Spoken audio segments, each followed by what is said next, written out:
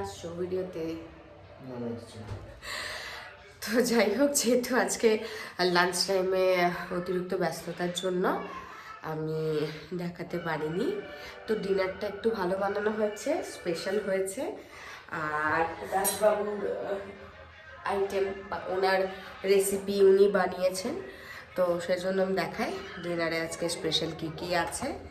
এখানে আছে হচ্ছে রুটি, আর এখানে আছে দাসবাবুর হাতের বানানো স্পেশাল চিকেন, তার সাথে আছে স্যালাড, যেহেতু রাত্রেবেলা শশা খেতে নেই তাই শশা নেই, পেঁয়াজ আর গাজর।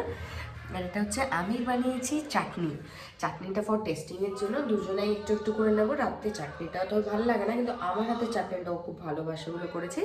আর এটা হচ্ছে ওয়েস্ট বেঙ্গল থেকে আনা নলেন গুড়ের, এটা হচ্ছে জল ভরা কাইন্ড অফ, এটা হচ্ছে নলেন গুড়ের রসগোল্লা, এটা নলেন গুড়ের কাঁচাগোল্লা। আর এটা হচ্ছে আজকে আমাদের ডিনার।